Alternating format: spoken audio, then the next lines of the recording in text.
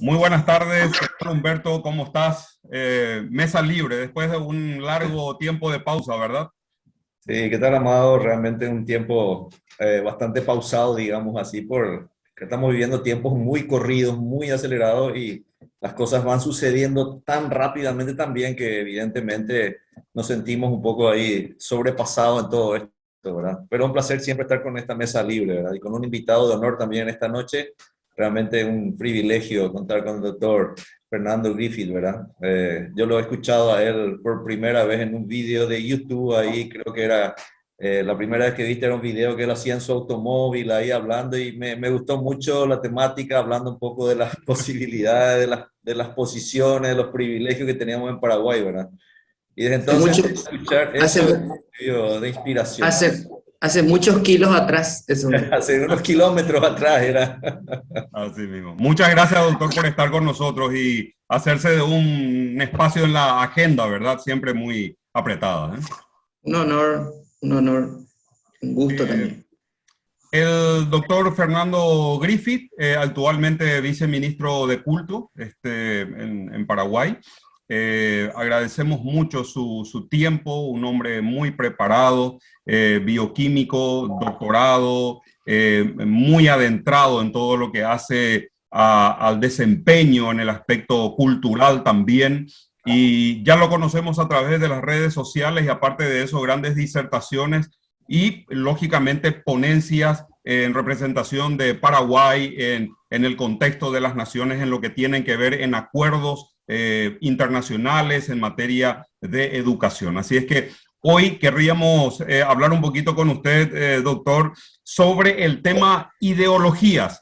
Habíamos pasado un poquito un perfil de la guía del diálogo de hoy y es un tema que nos trae diríamos con mucho cuidado, ¿verdad? Porque hay como una suerte de intento continuo de vendernos cosas en términos de ideología, pero la gente habla de ideologías, pero la gran pregunta, ¿verdad? ¿De qué se trata? ¿Qué es exactamente una ideología? Y podríamos tal vez empezar un poco por aquí. Lo de Mesa Libre es básicamente un conversatorio donde poner temas bajo la luz y conversar de esta manera con nuestros seguidores también. Bueno, las ideologías han existido desde hace mucho. Básicamente es un conjunto de ideas que tienen algún tipo de relación entre sí, digamos que forman parte de un mismo paquete, ¿no? Eh, y que no tienen un sustento en la lógica, en la experiencia, en la ciencia, sino que más bien son diseñadas o postuladas con un propósito político. Y cuando digo político no estoy hablando solamente de acceder a un cargo político, sino que se trata de instrumentalizar esas ideas para conseguir un objetivo concreto. Eh, Hay muchos ejemplos. Por ejemplo, el manifiesto comunista es una ideología. Eh, hay ideologías que son claramente políticas, hay ideologías que son claramente anticientíficas, y cada vez aparentemente tienen una influencia más grande en la toma de decisiones a nivel educativo, a nivel político, a nivel legislativo. Estoy hablando del mundo entero, ¿no? No estoy hablando del Paraguay específicamente. En Paraguay las ideologías no han tenido el efecto que han tenido en otras naciones, por varios motivos. Yo creo que el más grande de ellos es que la cultura paraguaya es muy fuerte y tiene rasgos que son difíciles de vencer con esas ideologías. Hay otras naciones que tienen más debilidad, por así decirlo, y sus creencias tronco, porque de eso tenemos que hablar. Hay creencias tronco en la cultura. ¿Qué es una creencia tronco? Es una creencia que es generalizada entre la gente. Hay valores culturales que son fundamentales, que todo el mundo da, por así decirlo, por sentado, que todo el mundo cree y que todo el mundo valora, ¿sí? Estoy hablando de culturas distintas. Por ejemplo, en Japón, la creencia tronco, que no sé si todos se dan cuenta, pero que probablemente algunos sí, es la responsabilidad, el papel de la responsabilidad en la sociedad. Todos son responsables, porque ese es un valor cultural y todos creen en la responsabilidad y lo viven como un valor. Muchas veces creemos que es el respeto el valor tronco del Japón. No, es la responsabilidad. Y eso también genera, por supuesto, el respeto, pero primero viene la responsabilidad. Ellos son personas que valoran mucho eso. Y hay otras naciones, por ejemplo, en Alemania el valor tronco es la eficiencia.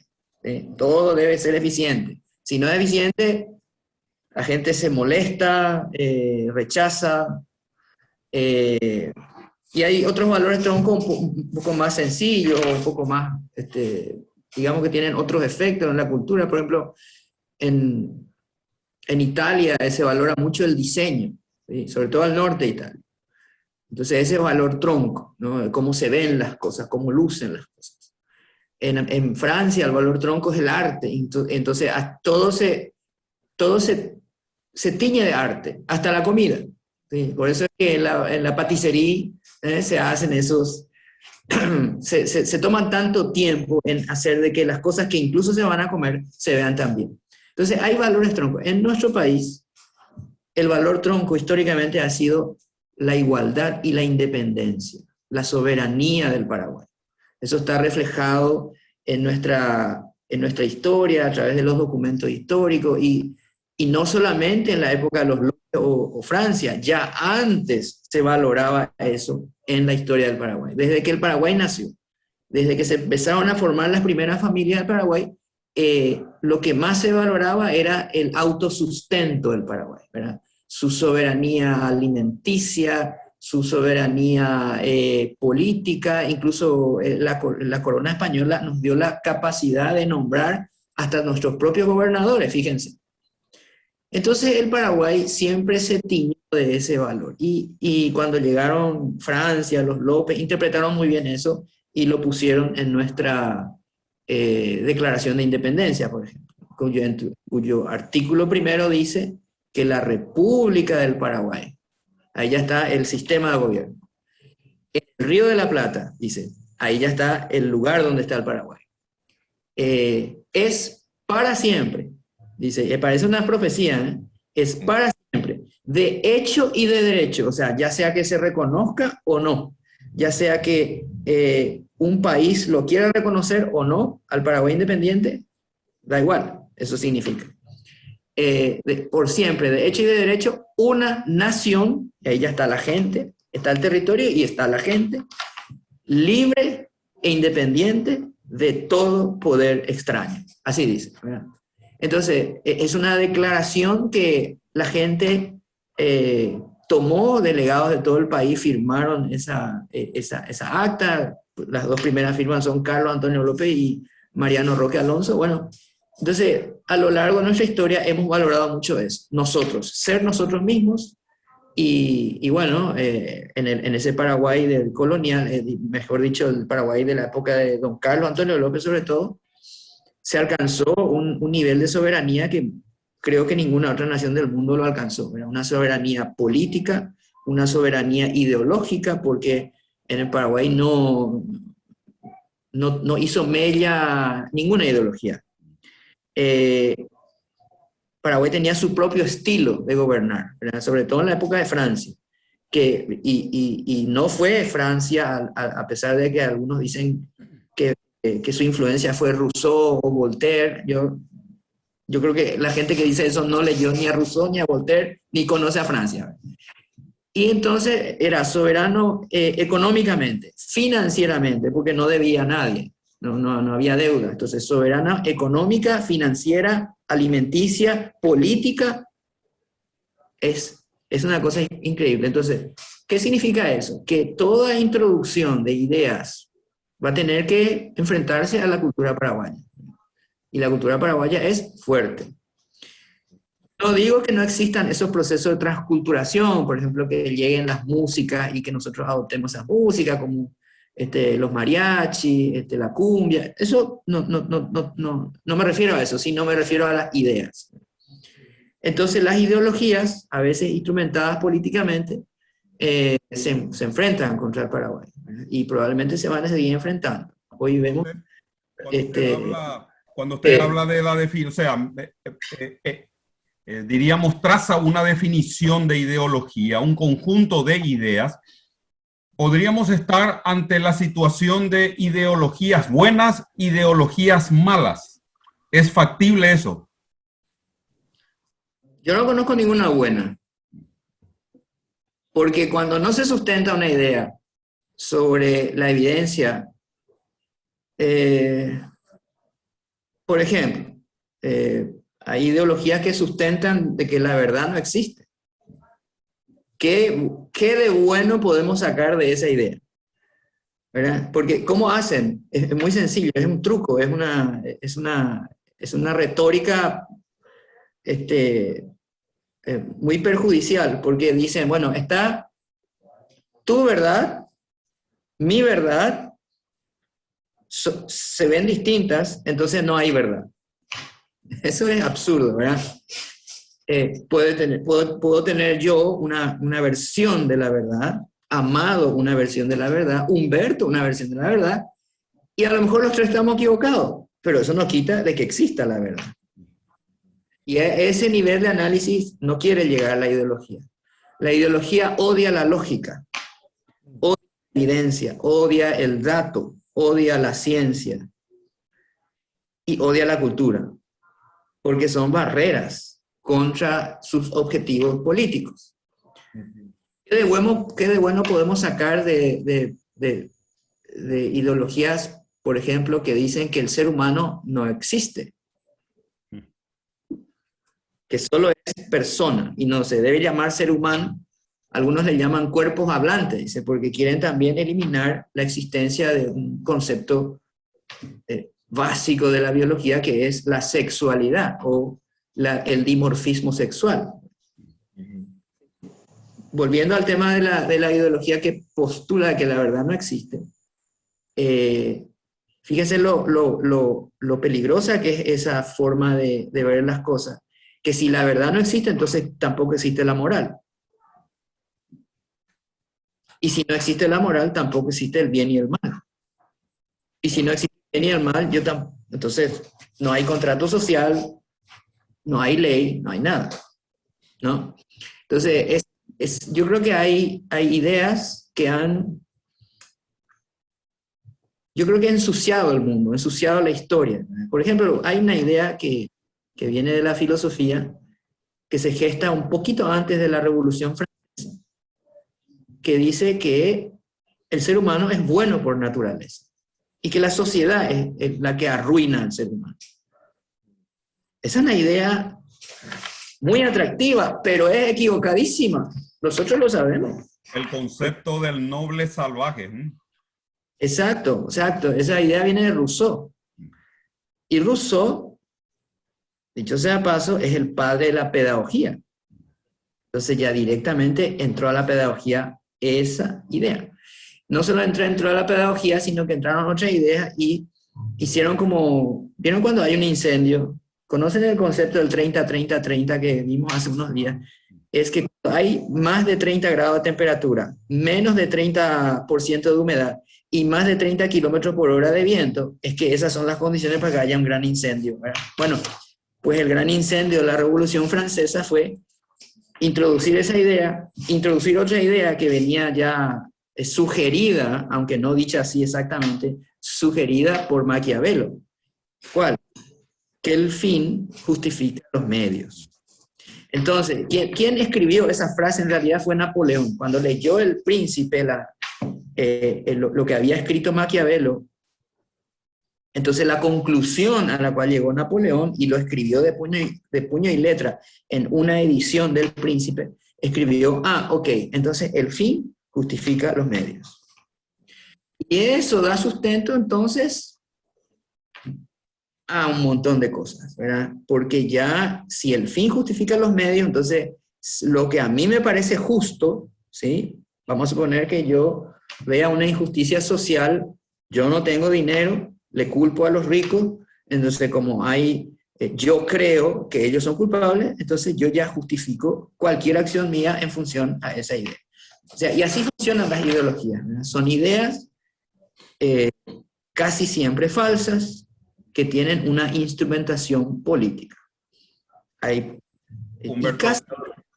Casi siempre vienen de la filosofía. Sí. Una consulta, doctor. Sí.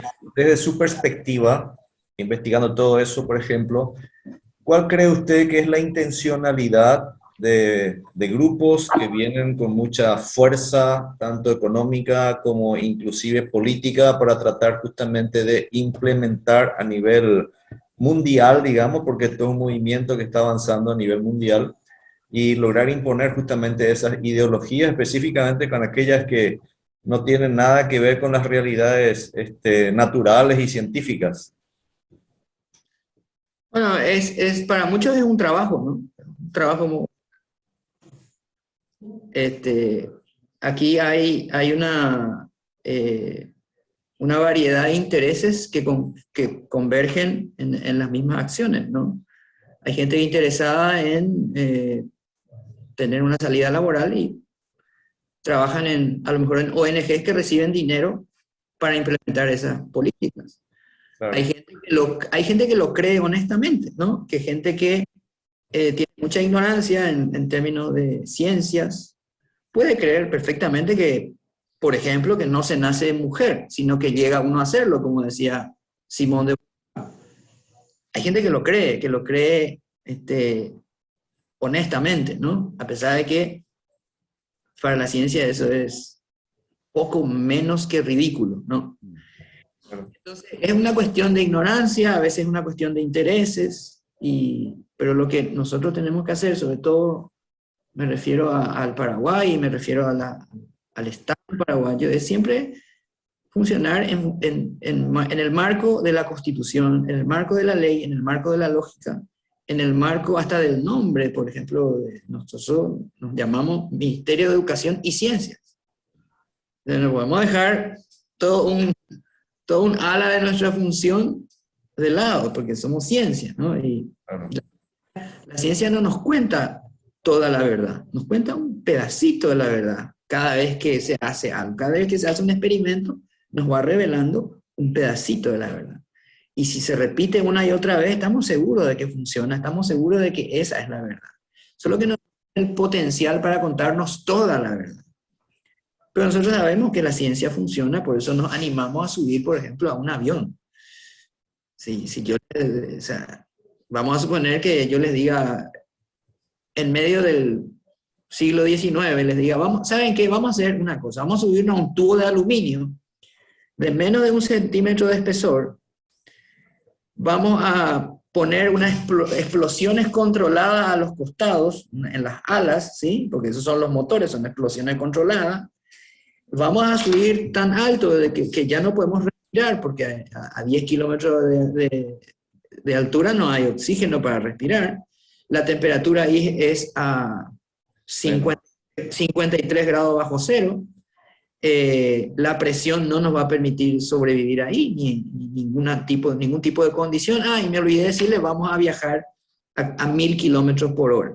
Pero no se preocupen, dentro vamos a estar cenando, hablando, ¿eh? La ciencia. Esa es la ciencia, porque ¿qué es la ciencia? Es experimentar, ver qué funciona, qué no funciona, la evidencia, anotar, sistematizar la información. Los primeros aviones caían, los que volaban muy alto, porque las ventanas eran cuadradas. Hasta que descubrimos eso, seguían explotando ahí en el aire, porque la tensión de materiales hacía que se explotara el avión. Por eso todos los aviones desde esa época, hace 60 años, vienen con las ventanas ovaladas, ¿eh? Porque sabemos que eso funciona. Entonces, se puede conocer la verdad, hay métodos para conocer la verdad y debemos confiar en ello. De hecho, todos, la tecnología, la ciencia, la medicina, se basa en esa confianza. Pero ¿qué pasa? desde la filosofía viene la idea de que hay que deconstruir, toda la filosofía postmoderna, deconstruir todo, ¿sí? No lo bueno y lo malo nomás, sino todo. Por ejemplo, Jean-François Lyotard dice, ¿no? Ya no está acá en la Tierra, ¿no? Dice, la ciencia es un tipo de relato. Así dice. O sea, que descree de la ciencia. Entonces, ¿qué significa eso? Él hablaba, todos los postmodernos hablaban de los grandes relatos, incluido el cristianismo. Entonces, y había que desmontar esos relatos. Y se enfocan mucho en el asunto del poder, ¿sí? Porque les obsesiona el poder, por algún motivo, ¿no? Hay gente que está obsesionada con el poder. El poder es una mezcla de miel y morfina, ¿sí? Dulce como la miel y adictivo como la morfina. Entonces, para mucha gente es un tema demasiado fascinante, ¿no? La gente anhela el poder y el poder del dinero, ¿verdad? Esa moneda intercambiable a veces, ¿no? Que dinero y poder se van intercambiando, como si fuera peso argentino y peso boliviano, ¿sí? Entonces, esos filósofos, inclusive algunos hablan del biopoder, como Foucault. El biopoder, ¿qué es? Ahí está, por ejemplo, la masculinidad, ¿no? Que el hombre ejerce poder sobre la mujer por ser hombre. Bueno, y un montón de cosas que tienen una instrumentación política, que no se alejan totalmente de la lógica, de la ciencia y de la verdad. Entonces, lo que tenemos que hacer es mantenernos firmes, ser muy pacientes, ser muy también inteligentes, no atacar a la gente, porque esto, si hay enemigos, son ideas, ¿no? No son personas los enemigos, son las ideas que esas personas creen, la mayoría de ellos está convencida de esto, ¿no? Pero sí los enemigos reales son esas ideas. Y aquí hay muchas ideas que se han venido introduciendo en la cultura que no tienen un sustento, y yo creo que han hecho un gran daño. Imagínense si podemos medir el daño, por ejemplo, del manifiesto comunista. Eso llevó directamente a más de 100 millones de muertos en la historia subsiguiente, ¿no? En los siguientes 60 años, 70 años del manifiesto, podemos contar más de 100 millones de muertos. También el progreso que se evitó y que se pudo haber realizado, considero que podría ser cuantificable, ¿verdad? Exacto, sí, o sea, el lucro cesante, digamos, ¿no? O sea, lo que sucedió a partir de la generación de pobreza de los fracasos de esos modelos económicos, ¿verdad? Y esos económicos fracasan porque precisamente son ideológicos y no son científicos. Si nosotros apelamos a la ciencia, vemos que la libertad es un factor determinante para el desarrollo humano, la libertad. Y una de sus vertientes es la libertad económica, ¿no? La capacidad de tomar decisiones económicas, el hecho de que exista competencia, el hecho de que exista innovación. Claro. Bueno, cuando el Estado se hace cargo de eso, no existe ni competencia, ni innovación, entonces eso, y el comercio es determinante en el desarrollo humano. Hay un libro muy interesante de Antonio Escojotado, un filósofo español y economista, que se llama Los enemigos del comercio. Fíjense lo que es, que ahí entran muchos factores, ¿no? Fíjense lo que es Venecia se desarrolló a través del comercio. Y también hay una influencia muy clara, y eso lo sabemos por Max Weber, ¿verdad? La ética protestante, de lo que las creencias en el destino de las naciones, ¿verdad? Por lo visto, Escogotado se autorredimió, ¿verdad? Porque él viene del ala comunista y al parecer quedó desenamorado de esa esquina, ¿verdad? De hecho, Churchill tiene una frase muy simpática para explicar ese fenómeno de que empezamos a lo mejor con el corazón a la izquierda y terminamos con el corazón a la derecha. Exactamente. Si a los 20 años, si a los 20 años no eres de izquierda, es que no tienes corazón. Y si a los 40 no eres de derecha, es que no tienes cabeza. Algo que me prometí no dejar pasar la oportunidad para preguntarle al doctor Fernando, está vinculado lógicamente con el quehacer desde el Ministerio de Educación y Ciencia, en este caso diríamos la división de la Dirección de Cultos. Pero es verdad, el material de trabajo de un Ministerio de Educación y Ciencias es precisamente el conjunto de ideas y se maneja todo lo que tiene que ver con el pensamiento. Es decir, en una estrategia de educación a nivel nacional, se va a dar forma o se pretende dar forma plantando ciertos paradigmas para que al final uno pueda decir, el final del proceso de la reforma educativa de aquí a tantos años debe dar como resultado un prototipo de ciudadano paraguayo. Entonces, en esa dirección, tiro la pregunta. ¿Está o no está ideologizada la educación paraguaya? ¿Cómo nosotros podríamos saber? Bueno, hay un fenómeno mundial. Hay un fenómeno mundial que no es nada nuevo. Te comenté que el primer pedagogo de la historia era Jean-Jacques Rousseau. Él tenía un libro, aparte del contrato social, que es muy conocido, el libro en el cual se empiezan a introducir las ideas de la pedagogía, se llama El Emilio, era una novela en realidad, y el protagonista era un maestro, y entonces se va adentrando él en las técnicas de enseñanza, en la didáctica, en fin, en lo que funciona, en lo que no funciona según él, ¿no? El problema es que la pedagogía ha seguido su curso autónomo, y no ha escuchado a la ciencia. Y eso es grave. Cuando no escuchamos a la ciencia, es grave. Nos ha pasado muchas veces como seres humanos que no hemos escuchado a la ciencia o no lo sabíamos. Por ejemplo, murieron más de 2 millones de marineros cuando empezaron los grandes viajes, ¿no? En el siglo XIV, XV, XVI. No sabíamos de que existían enfermedades carenciales por no consumir vitaminas. Entonces apareció el escorbuto. 2 millones de marineros murieron hasta que se descubrió de que los oficiales no morían, morían solo los marineros. ¿Y por qué los oficiales no morían? Porque consumían frutas y verduras. Eso costó mucho, pero siempre es así. Cuando se aleja el ser humano de la evidencia, hay problemas. Cuando se aleja del diseño, hay problemas. Y nosotros tenemos un diseño para aprender. Y la pedagogía tiene aciertos y errores, en mi opinión, respecto al proceso de aprendizaje. Desde siempre. Y más todavía cuando es muy influenciada por la pedagogía postmoderna, o sea, por el postmodernismo. Entonces lo que vemos es, y nos tocó a todos, incluso a mí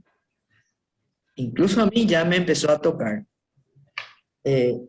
que se dejó de valorar, por ejemplo, en el sistema educativo, sobre todo a partir de los 80, ya empezó en los 70, a partir de los 80 y los 90, sin duda, se dejó de valorar el conocimiento, por ejemplo. Y se empezó a valorar más el proceso, los procesos de construir capacidades, ¿no? Pero no tener el foco en el conocimiento.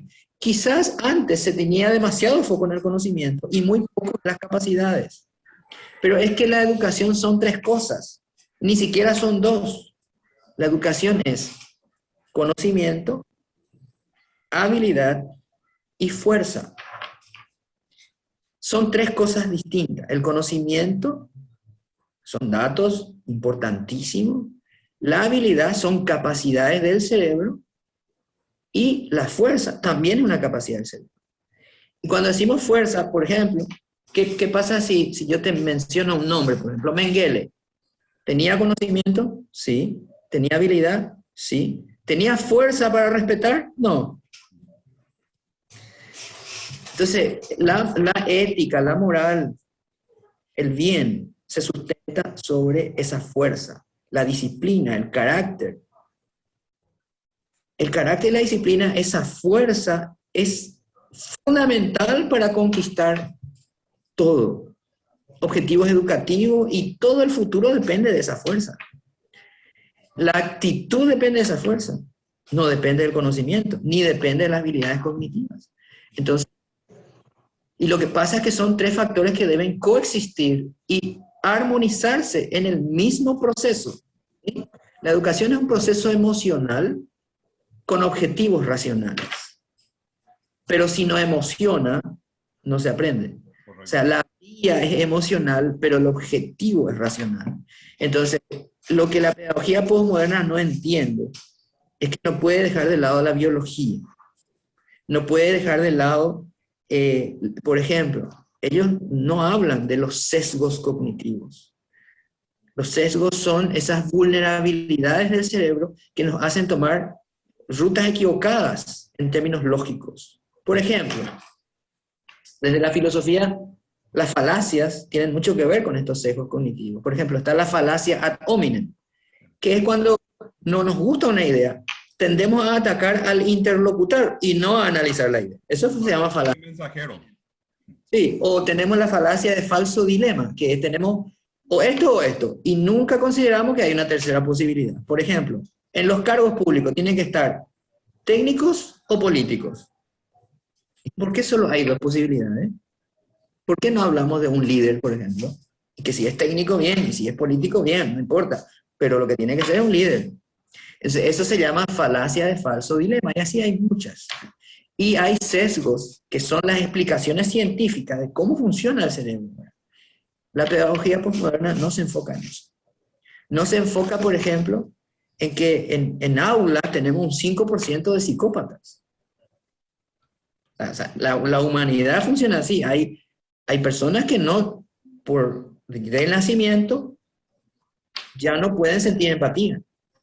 Entonces son grandes manipuladores, mentirosos, causan un daño enorme en la sociedad, pero son personas y merecen respeto y por supuesto los amamos a todos, pero en aula tenemos que conocer profundamente la biología.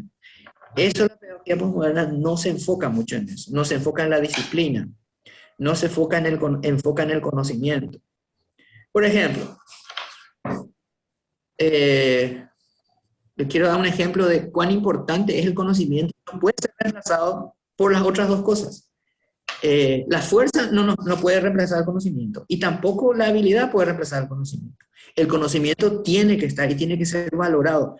Ellos dicen, muchos de ellos, pedagogos postmodernos, dicen, no, el conocimiento no importa, lo que importa es el niño tiene que descubrir por sí mismo el mundo. Ok, pero resulta que hay una humanidad detrás que ha descubierto ya muchas cosas que él debería saber. ¿Sí? Por ejemplo, debería saber él de que si fuma marihuana antes de los 20 años y hasta los 30 años le va a producir un daño cerebral permanente. Eso debería saber. No es que va a descubrir la marihuana por sí mismo, ¿no es cierto? O sea, es como muy irresponsable no contarle la verdad y decir, no, que descubra por sí mismo.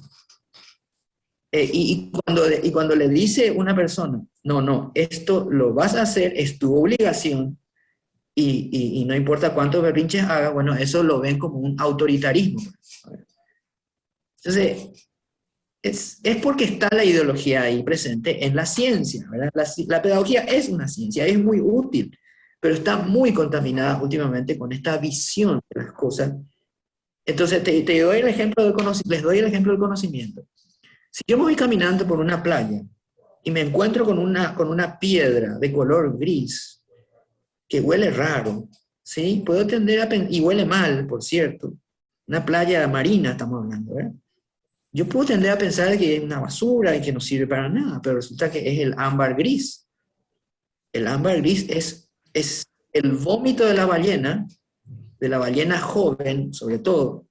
Tiene una importancia tremenda en la perfumería y tiene un altísimo costo. Un pedazo así de 1 kilo puede costar $1 millón. Si yo me encuentro con eso, y yo no conozco el ámbar gris, entonces ¿cómo voy a aprovechar ese conocimiento, ¿verdad? Si yo no sé la diferencia que hay entre un diamante y un vidrio, entonces la habilidad no me va a dar ese conocimiento, me va a dar el conocimiento, finalmente el éxito, ¿verdad? Entonces, conocimiento, habilidad y fuerza. Y esas tres cosas no están equilibradas en la pedagogía postmoderna. Entonces, obviamente, cuando se toca el asunto de ideologizar la educación, teniendo en cuenta que a partir de la educación se modela o se moldea el pensamiento social de todo un país y del mundo entero a través de todo lo que es el tema tecnológico digital actualmente, se está tocando un pilar importante y crucial que es la ontología misma. El conocimiento, el cómo conocemos lo que conocemos, hasta qué punto conocemos lo que conocemos y de qué manera lo hacemos. Entonces, dentro de eso y un poco mirando a lo siguiente, que también me interesó mucho y compartíamos con Humberto, pero le voy a dejar acá a Humberto también participar, tiene que ver con el tema de lo metafísico. Es un ambiente tan cuestionado, tan tiroteado, pero que considero tiene que ver también con el conocimiento. Humberto. Sí. Nosotros cuando hablamos mucho con Amado, justamente discutimos sobre, bueno, las realidades que van ocurriendo por las medios de las informaciones y todo, y justamente aprovechando un poco la entrevista con nuestro viceministro, la pregunta un poquito es decir, ok, vemos, digamos, de que en nuestro Ministerio de Educación, porque también doy clases en universidades y cosas así, hay un currículum implementado en los colegios, en las escuelas, que de alguna forma no tiene tanto hoy en día respeto a la cuestión científica. Muchas cosas que anteriormente nosotros estudiábamos en la escuela se fueron dejando de lado, ¿verdad? No se estudian más ciertas materias, como por ejemplo parte de la parte, digamos, de las relaciones interpersonales y cosas así. Y la pregunta en ese sentido vendría a ser, ¿cómo eso se fue introduciendo en el ministerio? ¿Por qué se sacaron las otras cosas que estaban, digamos, relacionadas con la ciencia, con la historia? Y hoy en día las personas que están creciendo en ese ambiente, ¿cómo podrían de hecho protegerse para que de alguna forma no sean arrastrados o llevados simplemente por esta marea y que tengan los resultados, las consecuencias que venimos mencionando justamente en sus vidas o en sus familias, ¿verdad? Nosotros que conocemos parte de la palabra de Dios y que enseñamos la palabra de Dios en las iglesias, en ciertos lugares de nuestros ámbitos, tenemos valores fundamentales que enseñamos y que ayudan a que forma, digamos, como un ancla para que las personas no sean llevadas. Pero la gente del pueblo, la gente que no tiene esas creencias, esos fundamentos, ¿cómo podrían básicamente estar protegiéndose en este ambiente que está viniendo y que viene con mucha fuerza, no solamente a nivel nacional, sino a nivel internacional? Desde su experiencia, doctor, ¿cómo usted podría, conociendo un poco de historia también de Paraguay? Bueno, es lo que decíamos, Humberto, la pedagogía sugiere pasar la imperante, sobre todo en el mundo occidental, no tanto en Oriente, ¿no? En Oriente vemos, por ejemplo, que la disciplina sigue siendo un factor fundamental en la educación, pero en Occidente está cayendo en descrédito por motivos ideológicos. Y esta gente ha sugerido ya eso en la década de los 90, que la historia no es algo fundamental en el desarrollo del ser humano. Ahí está la ideología, porque la ideología tiene una imagen, como dijo Amado, una imagen del ser humano al final del proceso, que es un ciudadano global, es un ciudadano sin una identidad fuerte, ¿no? Si es posible sin identidad, ¿verdad? Entonces la historia es negativa para eso, para ese propósito, ¿no? El problema, señores, es que para el Paraguay la historia es más importante incluso que otras cosas. Y es el país donde la historia es lo más importante, porque hay una historia que nos cuenta cosas muy importantes. Y la historia del Paraguay no es un asunto de los historiadores solamente, es un asunto antropológico, es un asunto, como dijo Ama, ontológico, deontológico también. Es un asunto de psicólogos, de psiquiatras, de médicos, o sea, es un asunto muy multidisciplinario y sobre todo es un asunto geopolítico para el Paraguay. Porque, les doy un ejemplo práctico, ¿cómo vamos a ir a negociar acuerdos internacionales? Me refiero a Itaipú, por ejemplo, con la debilidad identitaria que vemos en muchos de nuestros jóvenes. Y no estoy hablando de lo romántico, de que no le gusta la sopa paraguaya o que no baila la polca. No.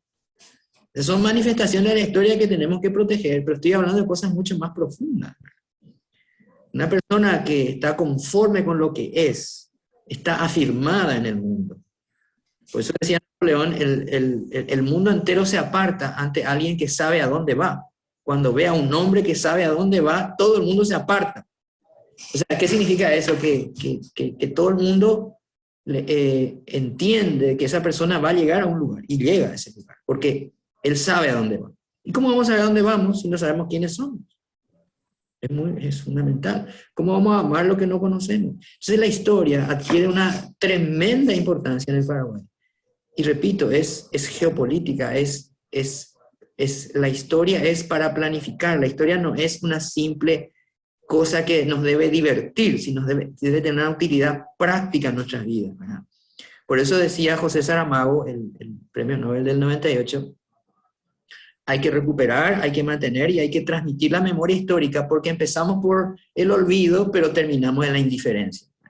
Y cuando hay indiferencia social, todo va mal. La desconfianza, la indiferencia son cánceres de la sociedad que no nos permiten avanzar. Entonces, lo que hay que hacer de manera prudente, lógica, planificada, el estudio de esa historia, planificada, digo, con objetivos específicos, y nuestros jóvenes tienen que conocer la historia. La historia del Paraguay es la más rica de América, por lejos. Solamente se le acerca a lo mejor la historia mexicana y norteamericana, ¿verdad? En términos de eventos extraordinarios y de cosas que nos deja esa historia de manera de aprendizaje. Entonces, en el currículum se ve reflejado ese pensamiento de los 90 que se enfocaba mucho más en las habilidades, en las capacidades, pero al final, si ustedes me permiten esta idea, es una opinión personal, lo que vemos en el mundo entero, sobre todo en el mundo occidental, es que en realidad esta pedagogía está lanzando al mundo personas que no saben quiénes son, no saben qué quieren, no entienden procesos, no entienden ni siquiera las raíces de las palabras que utilizan. Hasta eso se sacó. La filología, la filosofía, esa metafísica que decías, es muy importante la reflexión, la metafísica no es una palabra que hay que tenerle miedo, pero sí hay que tener en consideración qué viene de esa reflexión metafísica, ¿verdad? Para estar al cuidado de que eso no nos haga daño. Lo que vemos hoy es que en realidad estamos en un proceso de infertilización, porque cuando sale el chico del sistema educativo, tiene que ser capaz de reproducirse. O sea, ¿qué es reproducirse? Transmitir conocimiento, reproducirse biológicamente, ¿sí? Reproducir su liderazgo en otros, dar frutos económicos, pero eso no se consigue sin la independencia, ¿verdad? ¿Y qué es la independencia? Es esa capacidad de autogestionarse, ¿verdad? Hay una soberanía intelectual, porque lo que yo sé no lo puedo saber porque alguien me lo contó simplemente, lo tengo que analizar a ver si eso es verdad o no. Pero la gente, cuando es infértil cognitivamente, digamos que cree todo lo que se le dice, ¿verdad?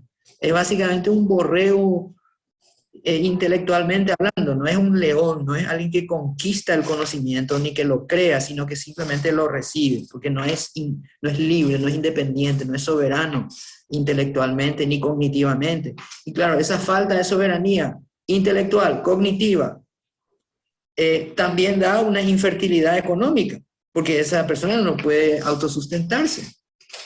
Esa es la gravedad de los procesos educativos de Occidente al día de hoy. Y lo que hoy Paraguay quiere hacer es salir de ese modelo. O sea, por lo menos hay un grupo de personas que opina de ese modo, y estamos en ese proceso de tomar conciencia de que Paraguay se tiene que mantener en lo que es la ciencia, en lo que es específicamente el proceso de aprendizaje, biológicamente hablando, correctamente hablando, porque, por ejemplo, les doy un ejemplo. Hay verdades que se toman como verdades y son falsas como billete de 22.000. ¿Ustedes vieron alguna billete de 22.000? Bueno, falso. Esas ideas están en la pedagogía hoy. Por ejemplo, los estilos de aprendizaje. Seguro que habrán escuchado hablar. Yo soy más visual, yo soy más auditivo, yo aprendo más de esta forma, y este chico es estilo visual, este chico es estilo, bueno, eso es falso. Falso. Pero Así se es. vendió bien, ¿eh? No, claro, todo el mundo cree, al menos la gente que está más ligada a la ciencia. Claro, claro. Si hoy hacen la prueba, pregúntenle. No digo el 99% porque quizás me quedo corto, podría ser el 100% de nuestro magisterio, quizás cree que eso es verdad. Porque ese es el pensamiento imperante. Y nosotros, los que venimos de la ciencia, hemos fallado miserablemente en transmitir cosas a la sociedad. En el fondo somos los responsables. Y la pedagogía, que a lo mejor con buenas intenciones, se va por otro lado. Lo mismo el paradigma de aprender a aprender. Ojo con ese paradigma, ¿verdad? Pero hay cosas así que se están alejando de la realidad, y yo creo que a muchos les hace falta una cita con la realidad. La realidad habla con nosotros. Tengo dos pinturas hechas con dos brochas. Una es la brocha o el pincel de un pensador allá ya muy destacado, que lo conocimos por el 80 aproximadamente a través de un libro llamado Homo Sapiens, Homo Videns, la sociedad teledirigida, de Giovanni Sartori, el sociólogo italiano. Aunque de línea de izquierda, pero en este libro, por lo menos analizando todo lo que es el tema del conocimiento desde la educación y también la política, él hablaba así en resumidas cuentas y decía: el Homo sapiens, ¿cómo se ha convertido en sapiens? O sea, el Homo inteligente, el hombre inteligente. Y hacía todo un trazado desde antes de la aparición de la televisión, donde solamente había la radio, inclusive antes del invento de la radio. Bueno, el Homo sapiens, el hombre sabio, se convirtió en sabio por la lectura. Es la aprehensión del conocimiento a través de ese código escrito que obliga al cerebro a ejercitarse y en fin. Con la aparición de la televisión, el Homo sapiens, o sea, el hombre inteligente, ahora se convierte en Homo videns, o sea, el hombre que ve, el hombre video. Lo que está dentro de esa pantalla es cierto. Cualquier otra cosa que él se pueda imaginar que esté fuera de esa pantalla no existe. Es más, bueno, quienes hemos crecido un poco en el mundo de las comunicaciones, que sabemos que hay muchos más elementos en el contracampo que en el campo. El campo es lo que está dentro de esa pantalla. El contracampo sería aquel micrófono que nadie ve, el equipo de producción que está detrás de cámaras, la cámara misma que está capturando la imagen, pero nadie ve quién es el camarógrafo, en fin. Entonces el hombre inteligente, que antes adquiría la inteligencia a través o el conocimiento a través de la lectura, ahora se ha convertido en Homo videns, o sea, el hombre que ve. Pero ha evolucionado un poco más, dice Sartori, una involución en realidad. Ahora ya no se contenta con lo que ve, ahora es Homo ludens, o sea, el hombre que juega. Y es notable cómo hasta con las cosas más serias y más melodramáticas en el planeta, noticias, información, lo tomamos con un nivel de trivialidad tremenda, un nivel de juego impresionante, que ahora el conocimiento se reduce a un meme, ¿verdad? Hasta las cosas más delicadas. La segunda pintura me viene de parte de otro sociólogo llamado Zygmunt Bauman, el creador del término sociedad líquida. Sociedad líquida. Bueno, usted ya lo expresó, lo detalló muy bien en una de sus ponencias de cómo el pensamiento era duro antes, en el siglo pasado, y eso se ha vuelto muy líquido, ¿verdad? Así como el agua en un vaso, agua transparente, uno puede colorear en el color que sea con un tinte. De la misma forma, los pensamientos también se van coloreando. Pero Zygmunt Bauman trae de sociedad sólida a sociedad líquida y ahora habla del pensamiento vaporoso. Es interesante la analogía que él trae. Y creo que esto en gran medida sospecho que nos pinta un poco este cuadro del cual estamos hablando, doctor, ¿verdad? Y Humberto. Lo que pasa es que esos son anhelos, amados, son anhelos de personas que quieren ver todas las estructuras desmontadas. El género Homo y la especie Sapiens sigue siendo la misma. Lo que pasa es que los ideólogos, ¿no? Los que introducen estas ideas, y no me refiero solamente a este caso, ¿verdad? El Homo Videns o Homo Ludens, ahora está Yuval Harari con el Homo Deus, no sé hasta dónde llegó eso, ¿verdad? Yo creo que lo que van viendo son sencillamente transformaciones culturales, pero el ser humano sigue siendo el mismo, tiene el mismo diseño, el mismo número de cromosomas, el mismo número de genes. Aprendemos de la misma manera hoy que hace 5.000 años. Los medios son distintos, pero la biología es la que te dice cómo se aprende. Es una molécula que se llama dopamina, que se libera en un lugar a través de la emoción. Eso es lo que genera que las células a la noche, cuando nos vamos a dormir, hagan conexiones permanentes. Y las que no emocionaron se disuelven porque hay que borrar. Hay un diseño específico. Lo que pasa es que ellos ven fenómenos culturales, de transformación cultural, ¿verdad? Pero seguimos siendo los mismos. El problema es que cada vez nos alejamos más del diseño. Ese es el problema. Por ejemplo, el diseño dice que a esta hora deberíamos estar durmiendo, por ejemplo. ¿Y qué genera que lo hacemos de manera irregular, tan tarde? Bueno, eso genera problemas físicos. Hay una manera de alimentarse, hay una manera de dormir, hay una manera de aprender, y eso no va a cambiar. Sí, hay una cierta flexibilidad, pero no es que el ambiente determina lo que yo tengo adentro. El ambiente lo que hace es estimular para que se exprese o no se exprese algo que yo ya tengo adentro, ¿sí? Así funciona, esa es la biología. Y hay un desconocimiento tan grande de que una inconsciencia, yo diría, desde la filosofía y todas las ciencias sociales, de que somos seres biológicos, somos seres 100% espirituales, pero también 100% biológicos, igual que Jesucristo, ¿verdad?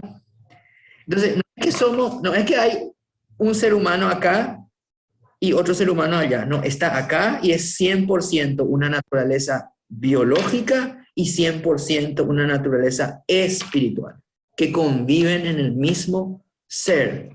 Entonces, ese ser biológico, ese es el que crea la cultura, ese es el que crea la sociedad, ese es el que crea los conflictos, y todo lo que sucede, toda esa línea de la historia es la consecuencia de lo que los seres biológicos están haciendo. Yo, por ejemplo, personalmente rechazo el término inteligencia artificial. Porque esa inteligencia que estamos creando es un producto de la biología. Solo que se hace autónoma, pero gracias a nosotros. ¿Sí? Entonces no es tan artificial, yo diría que es 100% natural.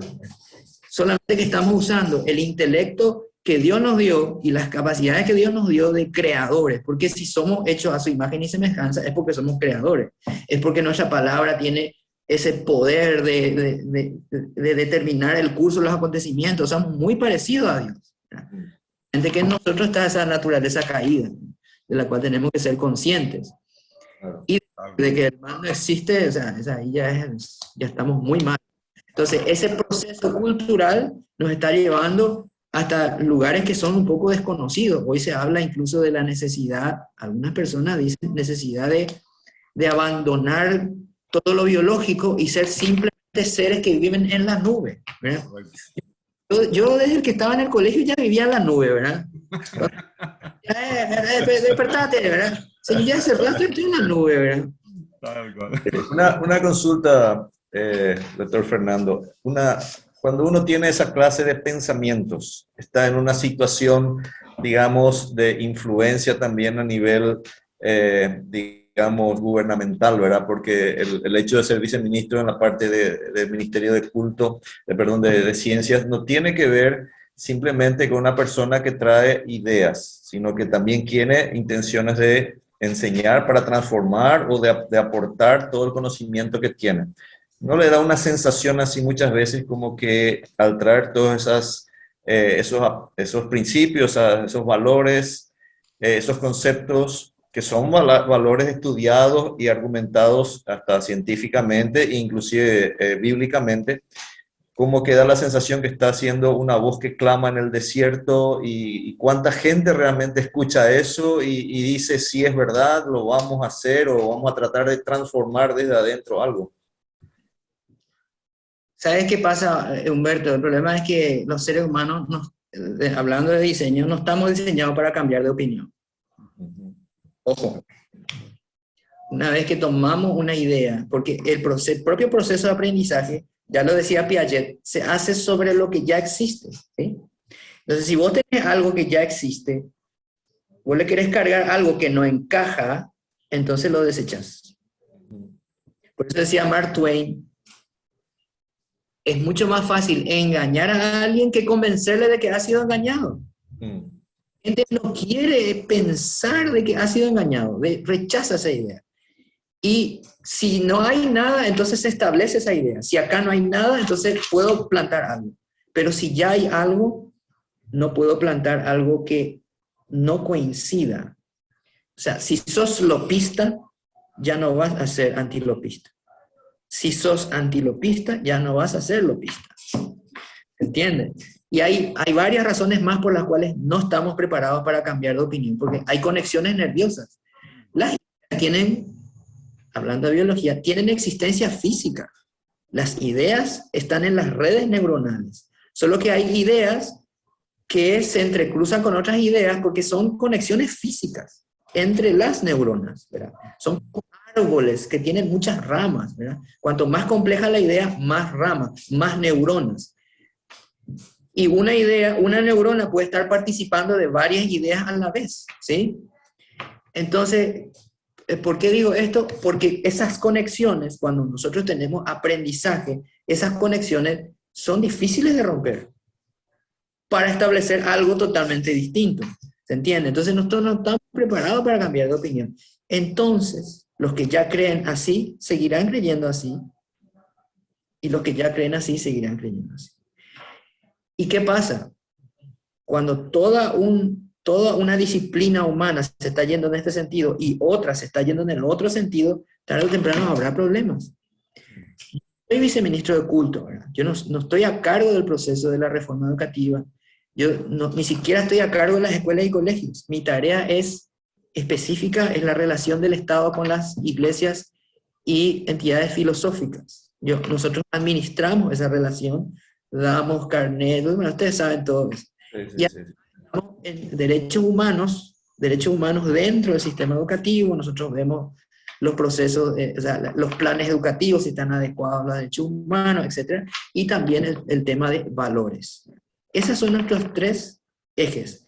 Entonces, la influencia que yo pueda tener es limitada, y además dentro del MEC hay gente que piensa de una forma, piensa de otra forma, pero todos nosotros queremos lo mejor para el Paraguay y entendemos de que el Paraguay tiene que construir este nuevo sistema con la gente. Se está haciendo así, se está haciendo de manera participativa. El miércoles, creo que en estos días, hay una reunión del ministro dentro del plan de transformación con las cabezas de las iglesias. y para ver cuál es su postura en varios temas, quizás algunos de ellos hasta conflictivos, ¿verdad? Y lo que no queremos es una imposición de un modelo, ¿verdad?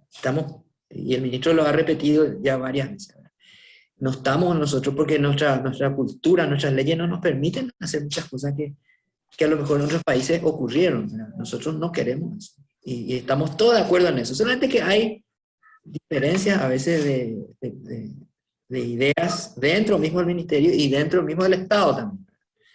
Pero en relación al sistema de lo que se va a implementar, como está configurado, va a ser muy difícil que la ideología pueda entrar ahí. Muy difícil. Muy difícil. Doctor, Aunque eso muchas veces implique el hecho de que ciertos créditos o ciertas ayudas exterior no vengan o cosas así. ¿Cuánto eso influye realmente en la toma de decisiones? Yo sé que hay quizás ideas distintas en relación a ciertos organismos internacionales. Sin embargo, no tengo razón para pensar, por lo menos de lo que yo he visto, de que haya habido un condicionamiento a ciertos temas, si permiten hablar un poquito entre líneas, ¿verdad? Pero yo no sé si eso va a cambiar, pero por el momento no se ve eso. No se ve ningún condicionamiento. Yo no lo he visto y no estoy seguro de que se va a rechazar si es que viene ese condicionamiento. Creo que este conversatorio con este tema plantado un poco acá sobre la mesa, porque Mesa Libre pretende ser un café virtual de 1 horita aproximadamente, ha sido tan denso y tantas cosas quedan lógicamente fuera de la mesa también, ¿verdad? Que nos gustaría mucho en algún momento, doctor, volver a contar con su presencia, dialogar un poco de algunos tópicos necesarios que la gente en general necesita manejar, necesita por lo menos saber que existen estos tópicos y que son dignos de ser escudriñados, ¿verdad? Que esto tarde o temprano va a ser parte de nuestras convicciones que las tenemos que manifestar públicamente, y si con eso podemos ayudar también al Estado a que por lo menos tenga algo de luz con respecto a todo este tema ideológico que es verdaderamente un huracán que viene arrasando desde hace un tiempo atrás a todo el planeta, bueno, a buena hora será, ¿verdad? Entonces, nosotros desde ya le agradecemos muchísimo, doctor, por su tiempo, ¿verdad? Por sobre todas las cosas queremos decirle que Romanos 13 llama a todos los cristianos a estar siempre atentos de las autoridades, de quienes nos presiden desde el gobierno a nivel nacional, ¿verdad? Están en nuestras oraciones, así es que le deseamos mucha fuerza en todo este quehacer tan sensible, ¿verdad? Más todavía en este tiempo digital, un tiempo complicadísimo, donde todo se hace muy presente de manera muy inmediata, ¿verdad? De mi parte, muchísimas gracias, doctor, por su tiempo, y quisiera dejar estos 2 minutitos a cargo de Humberto, pero queremos tener unas últimas palabras, un deseo, una expresión de deseo, tanto para, diríamos, a nuestros seguidores y gente de la iglesia y gente no de iglesia también, ¿verdad? Porque creo que va a ser muy oportuno. Así es que dejo este tiempo a cargo de Humberto y el final con usted, doctor Griffith. Sí, muchas gracias, Fernando. Realmente un privilegio y un placer estar compartiendo y mucho conocimiento, especialmente a nivel científico, y sé también que a nivel bíblico, cristiano, también tiene que ver. El desafío para nosotros siempre es saber cómo congeniar eso y decir esta es la verdad apoyada tanto científica como bíblicamente. Y tiene justamente que ver con aquello que usted habló, que tiene que ver con la identidad. Creo que ese podría ser un tema también que podríamos en algún momento abordar. La identidad, no solamente para nosotros que conocemos a Dios y conocemos a Jesús, que tenemos una identidad nueva, sino para el ser humano en sí también, que tiene una identidad que fue hecho imagen y semejanza de Dios, y cómo eso le puede, digamos, ser útil especialmente en su participación en el día a día, en una comunidad, en una sociedad, en un país. Y también el paraguayo, que tiene una identidad histórica muy interesante, muy importante, porque así como estaba diciendo al comienzo, ¿verdad? Sus videos para mí fueron muy motivadores y los usé mucho con mis alumnos también para mostrar justamente quiénes somos nosotros a nivel nacional, a nivel paraguayo, la historia rica que tenemos y cómo eso se va diluyendo con el tiempo, cómo nosotros podemos también buscar para tratar de reorientar nuevamente hacia esos valores y justamente desde nuestros lugares también como ser agentes de cambio a una sociedad que de repente se siente un poco desorientada o desmotivada. Así es que muchísimas gracias realmente por este tiempo. Aprendí bastante también al respecto de todo lo que tiene que ver con la ciencia, con las neurociencias, las ideologías. Y realmente que Dios lo bendiga ricamente, siga dándole sabiduría en todo este proceso que usted está haciendo y lo use también en otras áreas que necesita, ¿verdad? Así que un placer, muchas gracias, doctor. Muchas gracias a ustedes, un honor, y aquí voy a estar las veces que sea convocado, por supuesto, para seguir hablando de esto. Nosotros tenemos que construir conciencia, hablando y diciendo la verdad, porque cuando decimos la verdad, no le dejamos espacio a la mentira, tenemos que ser más diligentes, porque el mal es enfocado, es diligente, es persistente, y nosotros a veces nos dormimos, ¿verdad? Como en el jardín del Edén. Sí. Entonces, hay que evitar de que la serpiente venga ya antes de que nosotros le digamos a nuestras esposas, a nuestros hijos, a nuestros alumnos cuál es la verdad. Y eso hay que hacerlo ya, ahora, porque después nosotros somos como esos caparazones que dejan libre para que entren los cangrejos y vivan ahí. Claro. No, nosotros tenemos que guardar esos cerebros. Ese es el gran capital humano del Paraguay, ¿verdad? Así que estaré las veces que sea convocado. Con mucho gusto. Muchas gracias, doctor. Dios le bendiga. Gracias, Humberto. Amén. Nos encontramos próximamente. Muchas gracias. Gracias. Hasta luego. Gracias.